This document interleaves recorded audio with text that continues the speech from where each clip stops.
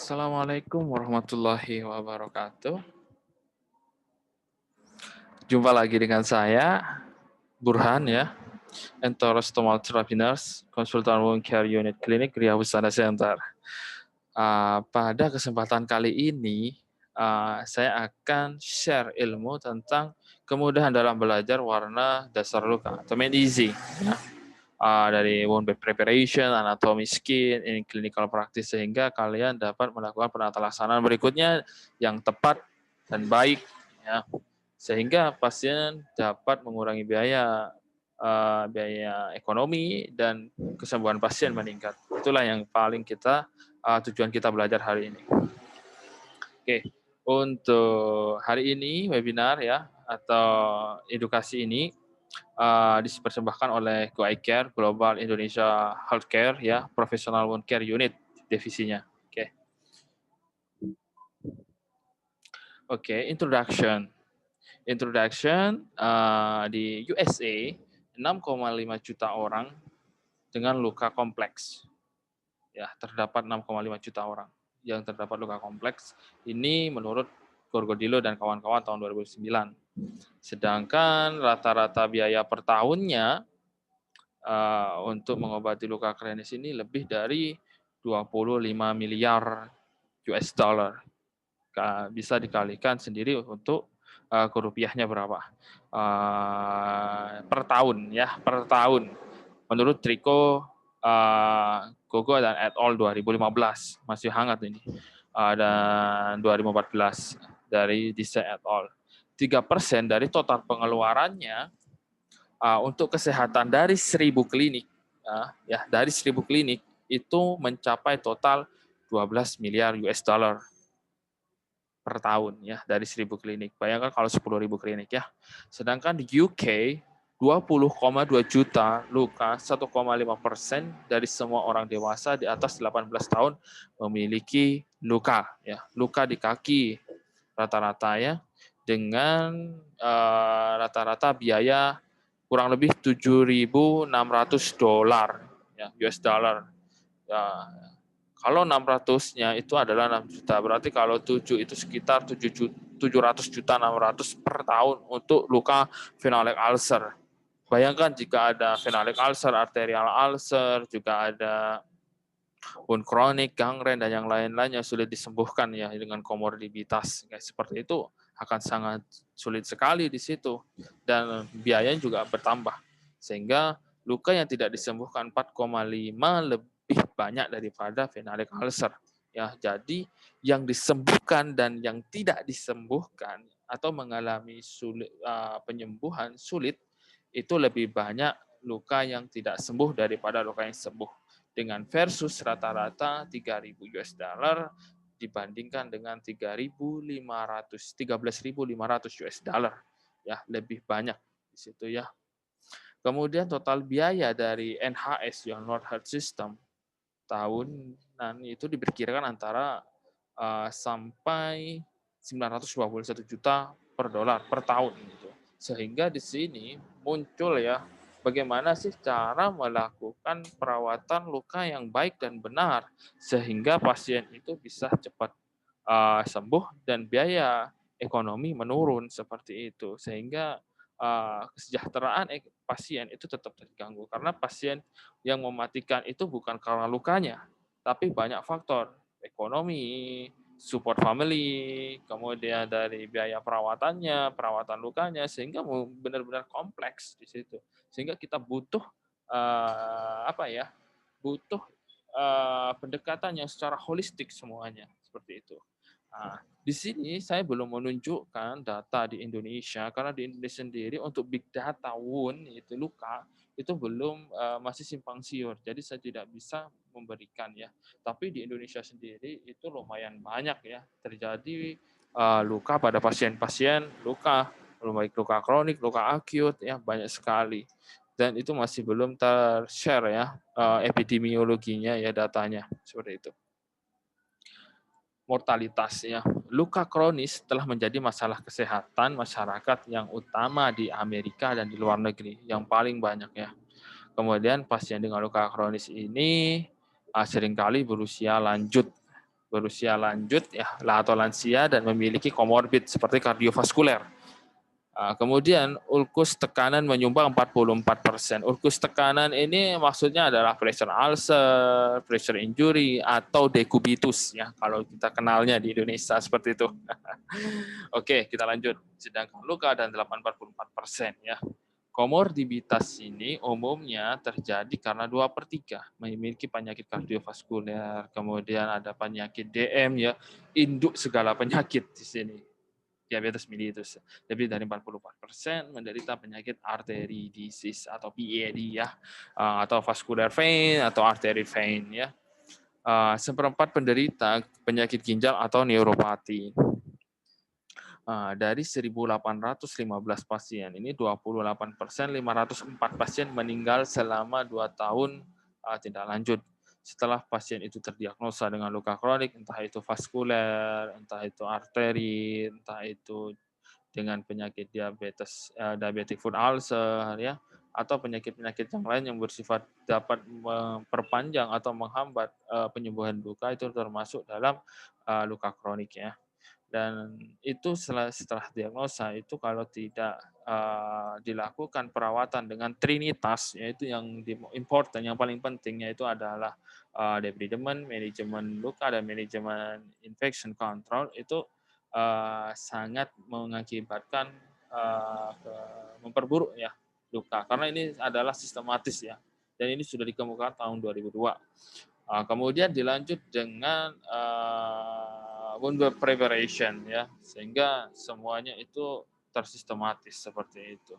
Ini 2 tahun ya. Kemudian 2,5% meninggal di rumah sakit akibat terkait luka kronik ya, seperti itu.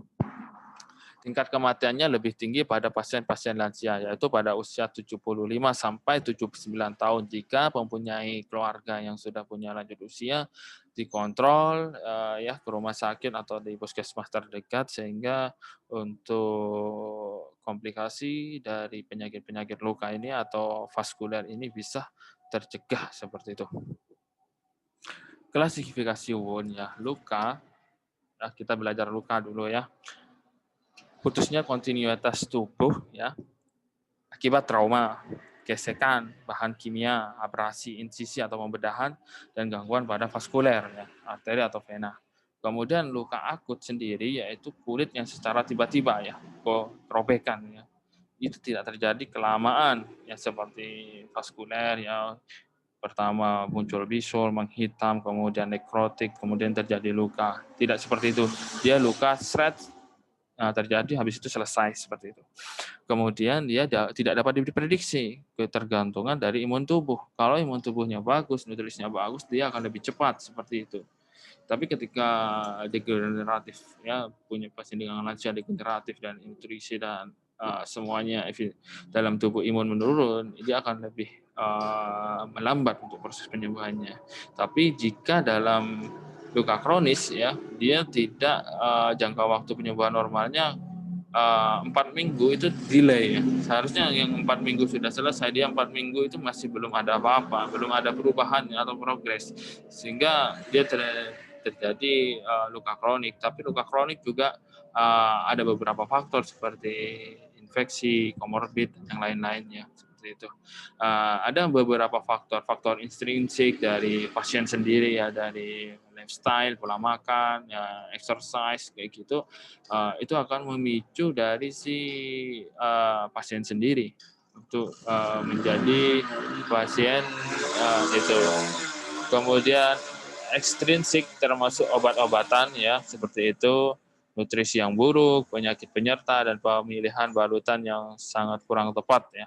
Jadi dibutuhkan benar-benar pemilihan balutan yang tepat dan baik. Sebelum ke situ, kita harus belajar tentang anatomi kulit dulu. Ya, anatomi kulit yang pertama, kita belajar dasarnya aja. Yang pertama ada kulit organ ya, dari organ tubuh, permukaan luka, luar tubuh, ini terdiri dari 3 lapisan.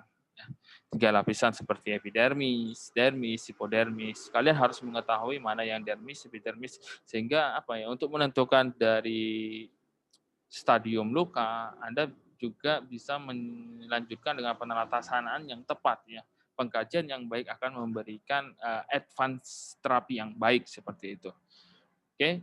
Kemudian sebagai pelindung juga ya patogen, sinar UV, bahan kimia, citra mekanis. Ini juga mengatur suhu dan jumlah air yang dilepaskan oleh ke lingkungan seperti itu. Sedangkan pada lapisan-lapisannya yaitu ada stratum basale, stratum spinosum, lucidum, ya, corneum, ya. Untuk ketebalannya ini untuk lapisan dari basale ini juga dikenal sebagai stratum genvetum, ada ya lapisan terdalam ya. Ini ya lapisan terdalam perbatasan dengan dermis ya. Kemudian membran basal ya atau lamina basal melekat pada membran basal atau hemidromosom. Sel-sel lapisan berbentuk kuboid hingga kolumner, sel induk aktif ya. Dia memproduksi keratinosit. Ya, pada pasien-pasien dengan luka yang kering dia muncul agak keringan, dialah yang memunculkannya di situ atau keratinosit ya. Seperti itu.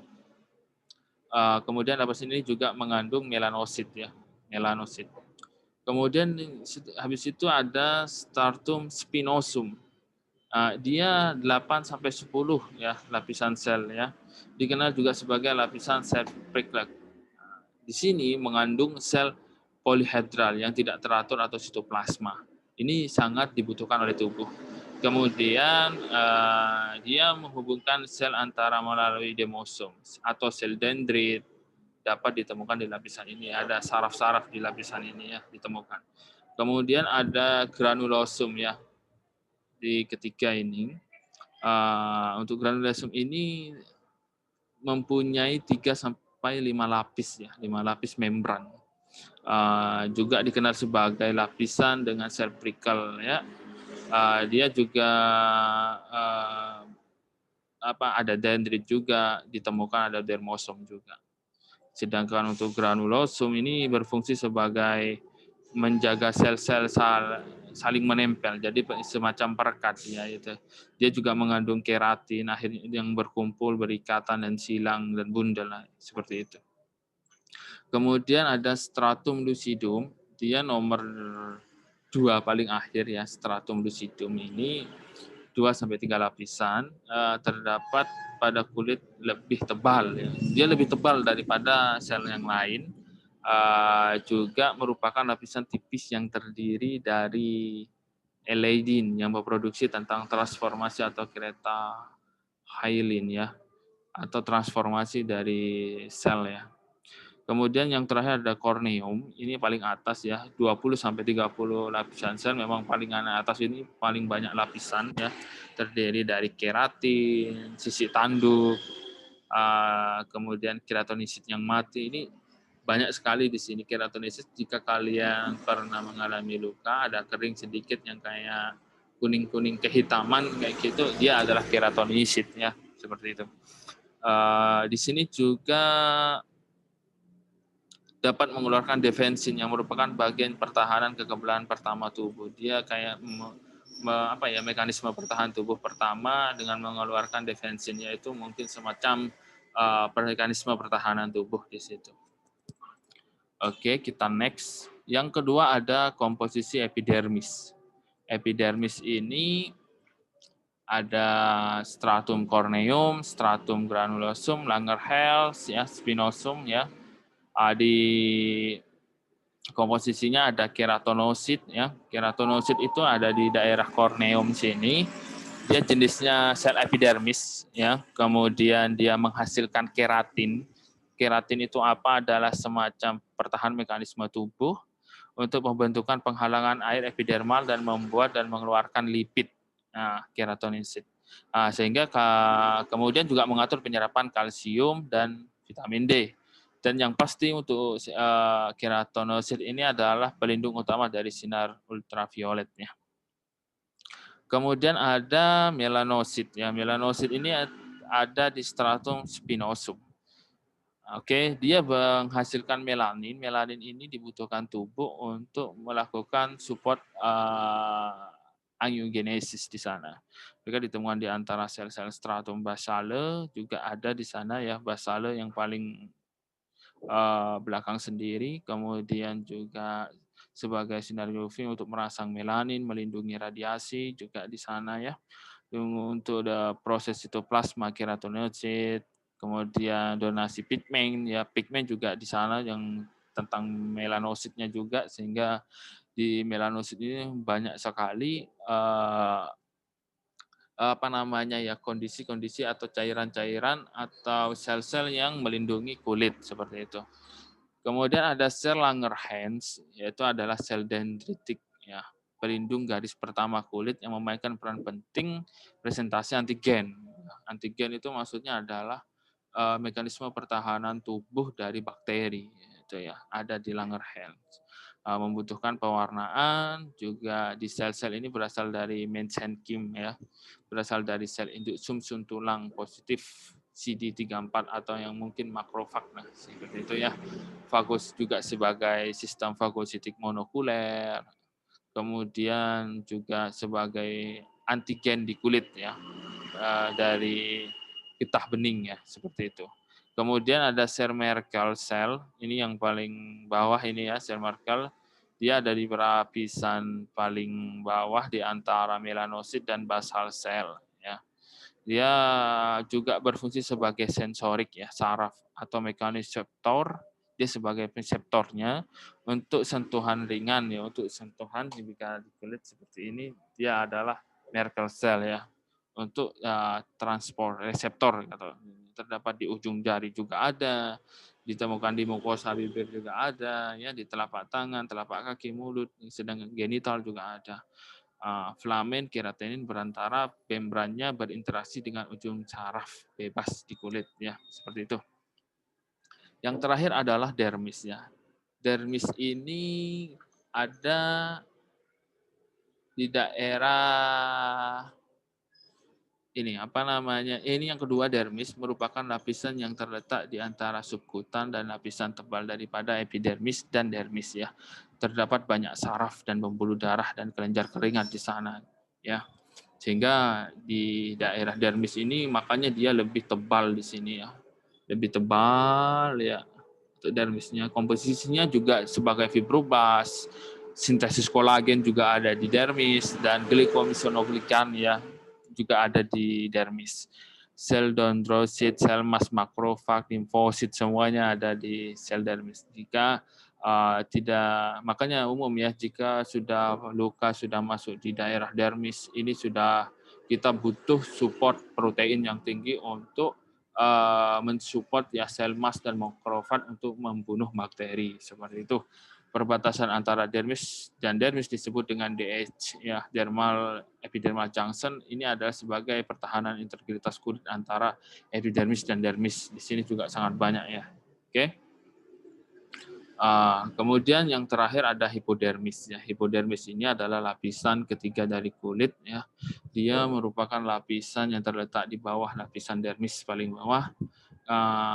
Dia kandungannya dari jaringan ikat longgar dan lemak ya.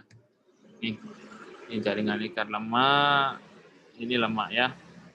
Dan tempat penyimpanan lemak yang sangat penting ada di hipodermis. Sehingga kalau sudah masuk ke hipodermis, biasanya ketika ada luka juga sudah kelihatan ya, putih-putih di sana, dan juga tendon juga kadang sudah kelihatan seperti itu. Ini menurut Krosek et al. Dengan judulnya Identify on Location of Dermis, Determine the Function. Oke, Jurnal Investigasi Dermatology 2019. Oke, kita setelah mengetahui tentang anatomi skin ya, dari mana, dari epidermis, dermis, dan hipodermis, dan fungsi-fungsinya dari lapisan tersebut, kita beranjak ke wound bed preparation. Wound bed preparation ini bukan luka, tempat tidur, persiapan gitu, bukan ya. Ini persiapan dasar luka yang sudah yang secara sistematis ya, dengan untuk manajemen luka dengan menginduksi dan menghilangkan hambatan penyembuhan luka seperti itu. WBP ini diterapkan secara sistematis untuk pengobatan luka kronis ya. Tidak hanya kronis juga, ya. Untuk pasien-pasien dengan nekrotik, vaskuler juga yang sudah menghitam, itu juga diaplikasikan seperti itu ya, atau yang terdapat slok ya, ini bisa diterapkan. Ya, yang dapat diidentifikasi perawatan selanjutnya untuk penyembuhan yang lebih sukses, sehingga WBPI ini adalah basic ya.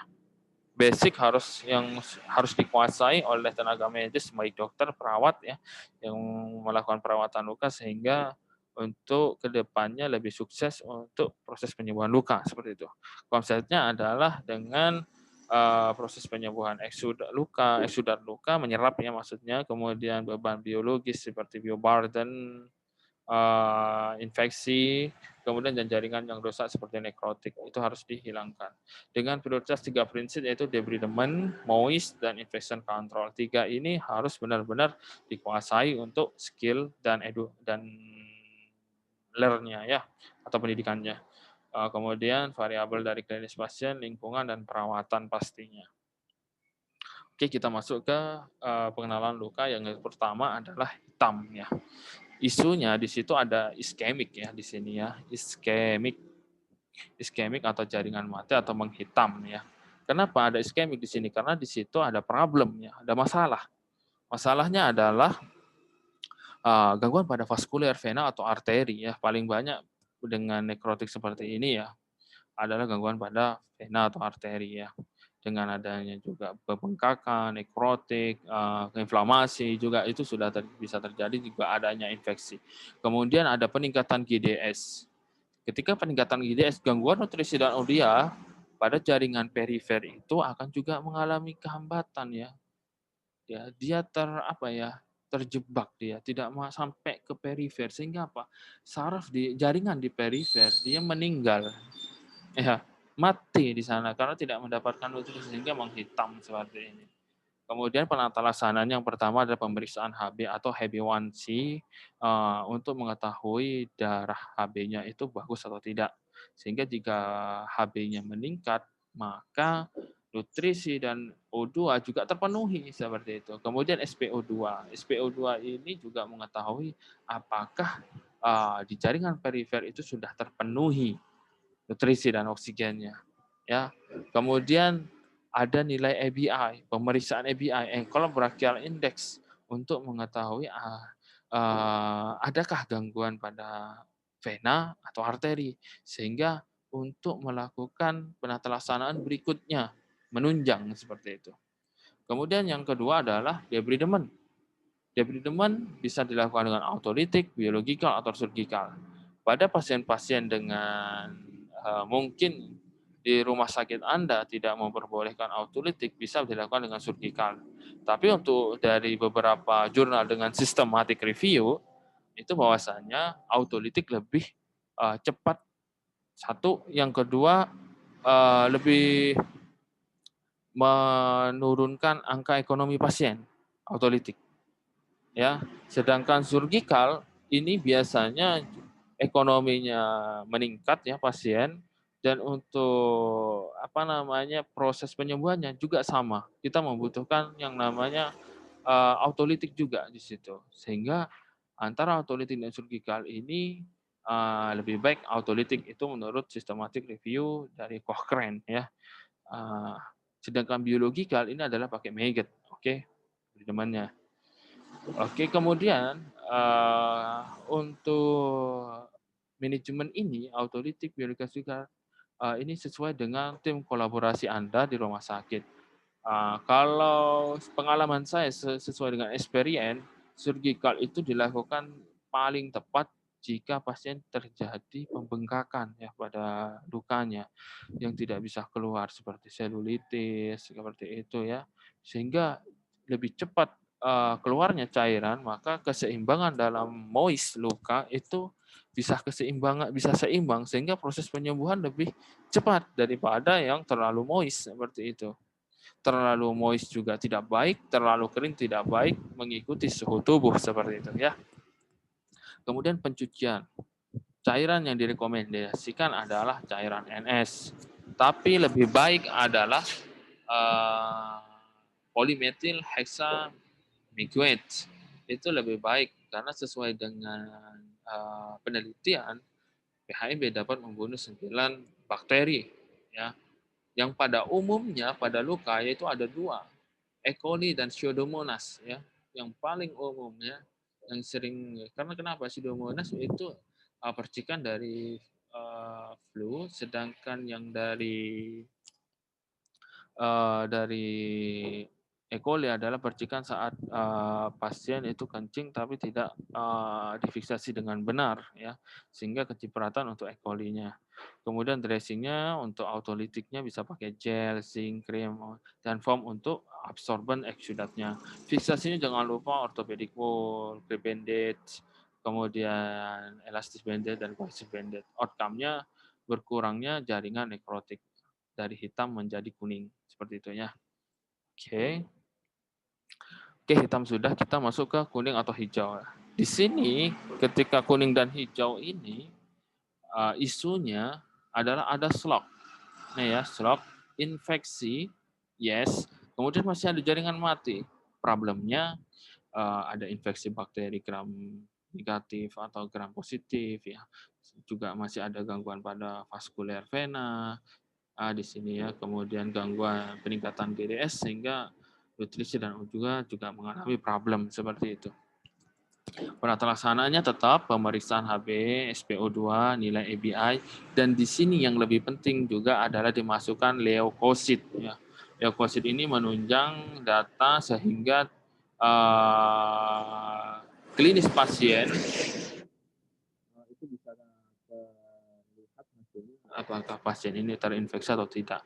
Ketika tinggi, lakukan kolaborasi pemberian antibiotik dengan dokter, oke, dengan tim.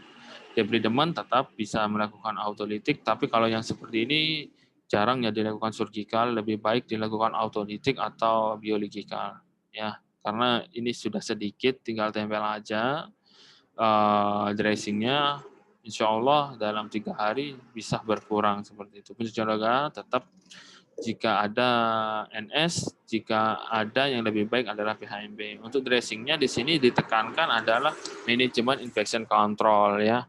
Manajemen infection control ini bisa dengan Kadexomer Ioden, Aquacel AG ya. Karena kenapa? Pada saat ini adalah ini harus di manajemen infeksinya. Jika infeksi tetap, maka dia akan merusak jaringan granulisasi yang di bawahnya. Sehingga penyembuhan pasien lukanya itu menjadi terhambat seperti itu ya. Nah, fiksasi tetap di OW, CP, EB, dan KB ya. Outcome-nya berkurangnya infeksi dan jaringan slug. Kuning menjadi merah. Ya, dari stroke ini menjadi merah segar ya. Jadi kayak daging sehat seperti itu. Di sini ada catatan, jangan lupa kolaborasi kultur bakteri jika memungkinkan ya. Jika pasien sudah beberapa kali dengan antibiotik atau dengan silver dressing, tetap tidak ada lakukan kultur dan proses pemberian antibiotik ya, atau kolaborasi dengan dokter seperti itu. Ini menurut Roth et al. Tahun 2017. Kemudian untuk merahnya sendiri, ini jangan sampai Anda tertipu oleh bakteri ya. Di sini masih ada slok sedikit, Anda bisa melihatnya. Kemudian di sini juga ada infeksi.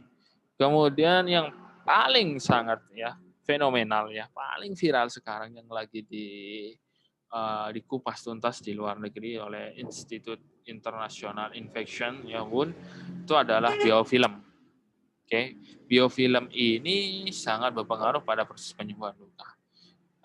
Problemnya sendiri infeksi bakteri atau plankton pada saat biofilm ini nutrisi yang adekuat ya tidak kuat, albuminnya kurang, kemudian peningkatan GDS dan pemilihan dressing yang kurang tepat. Penata laksanaan tetap, ya pencuciannya tetap, dressingnya ditambah alginat ya. Alginat proses ya, ini ditekankan ya. Alginat untuk peningkatan granulisasi Kadexomer Iodin untuk mengontrol infeksi atau Aquacel AG ya, foam untuk absorben ya, sehingga untuk menyeimbangkan cairan di luka seperti itu. Fiksasinya tetap, tingkatkan nutrisi dan edukasi pasien ya. Kemudian outcome-nya juga berkurangnya infeksi, dari granulisasi menjadi epitelisasi dan penutupan luka. Itu adalah outcome-nya ketika sudah merah. Kolaborasi antibiotik dan nutrisi yang adekuat, lingkungan yang mendukung, support keluarga, dan kontrol stresnya. Karena pada pasien-pasien ya, juga ini yang mempengaruhi juga nutrisi, mempengaruhi lingkungan sekitar, juga mempengaruhi yang bisa menyebabkan pasien dengan stres ya. Apalagi support keluarga ya, harus tetap. 4 faktor penghambat penyembuhan luka. Yang pertama adalah pola hidup pasien. Pola hidup pasien seperti pola makan, terus exercise, kemudian lifestyle-nya pasien juga harus dikondisikan dengan baik ya ketika saat luka. Dan nutrisinya juga benar-benar dipenuhi ya, tinggi protein ya, sehingga proses penyembuhan luka lebih cepat. Kemudian faktor luka perlu dikaji. Faktor luka ini mulai dari penyulit ya, vaskuler arteri atau vena, kemudian bioburden, infeksi, kemudian biofilm, itu benar-benar dikaji. Kemudian di faktor dokter dan perawat untuk meningkatkan skill dan pengetahuannya lebih tinggi ya, upgrade ya, sehingga proses perawatannya itu mendapatkan atau maksimal ya dalam perawatannya ya, bisa menggunakan times, kemudian timers itu juga benar-benar ditingkatkan. Kemudian adalah faktor perawatan dan pengobatan, ini adalah menggunakan treatment seperti antibiotik dari tim medis, kemudian perawatan lukanya ya, atau dengan pemilihan dressing seperti itu, sehingga jika empat-empatnya ini tidak dilakukan dengan baik, maka luka sulit sembuh. Kita lihat ya, made easy, skema perawatan luka dengan WBP dan timers. Inilah ya skema konsepnya. Dengan mudah. Yang pertama, pasien datang, kalian kajian luka dan pasien. Kemudian diagnosis pertama dan pengobatan pertama yang bisa dilakukan. Kemudian tindakan utama, apa yang harus ditindakkan? Apakah di debridement atau di autolytic debridement? Lihat kondisi luka. Apakah nekrotik, apakah sudah kuning atau sudah hijau, atau stadium 4, stadium 3, atau unstickable. Oke. Kuasai basic wound management Anda. Lakukan ya. Lakukan basic wound management mulai dari dimers ya. Ketika sudah, setelah 2 minggu atau setelah tiap hari setiap Anda lakukan pengkajian luka atau dokumentasi. Jika luka sebagian sembuh, terus diterapkan lagi ya basic wound manajemennya untuk perawatan lukanya. Jika luka sulit sembuh, lakukan timers konsep, yaitu adalah tisu, kontrol infeksi dan inflamasi, kemudian moisture, jaga keseimbangan, kemudian EC. EC ini adalah tentang proses epitelisasi ya, kemudian regeneralisasi, kemudian social factor. Yang pertama dengan timers ini lakukan adalah pengkajian holistik luka semuanya ya, riwayat pasien, komorbidnya pasien, pemeriksaan labnya pasien, pemeriksaan penunjang pasien, oke, dan ke luka dengan Betes Jensen ya. Jika luka sembuh, lanjutkan perawatan dengan luka dan terapi yang baru. Kemudian penyembuhan luka. Jika lukanya sulit sembuh, evaluasi timers management. Ini ya, isunya di luka apa, apakah infeksi dan inflamasi sudah dikontrol dengan benar dan baik, kemudian moisturnya, keseimbangannya gimana, apakah diserap dengan baik untuk cairannya, kemudian epitelisasinya bagaimana, regeneralisasinya mungkin seperti apa, kemudian sosial faktornya untuk manajemen stresnya seperti apa ya. Jika baik ya, dilanjutkan evaluasi timers ya, kemudian implementasi advanced dressing dan terapi. Jadi seperti advanced dressing seperti silver dressing, silver funds, kemudian hemoglobin spray, itu adalah advanced dressing, atau yang namanya yang lagi ngetrend sekarang adalah seperti placenta ya, itu berikan yang terbaik. Kemudian terapi adjuvant funds juga berikan ozon, hyperbaric, terus ditambah lagi satu adalah infrared seperti itu ya, penyembuhan luka dilanjutkan dan semuanya terus seperti ini. Jika mengalami sulit sembuh lakukan timers, jika basic wound tidak sudah menutupi terus kerjakan dan mau memenuhi seperti ekosistem sepertinya ya, seperti ekosistem. Oke, ini saya ambil dari Atkin, Harding dan Falanga ya. Oke, conclusion-nya adalah persiapan dasar luka adalah strategi yang diterima dan memfasilitasi intervensi manajemen luka. Penata laksanaan esudat luka, beban biologis, debridement, semuanya terkait dengan pembersihan luka yang efektif. Dengan demikian, ya, merupakan komponen integral ya atau trinitas dari persiapan dasar luka yang sangat efektif. Pilihan larutan pembersih atau cairan ya harus dipertimbangkan tidak hanya kebutuhan luka sedikit demi sedikit atau tetap ya, diperkuat dengan pengetahuan, experience yang baik ya. Karena apa? Teori saja tidak cukup, harus butuh pengalaman ya. Tidak berpengalaman bertahun-tahun merawat luka. Jadi jangan sungkan, jangan malu untuk tetap konsultasi kepada perawat luka atau dokter yang lebih expert ya.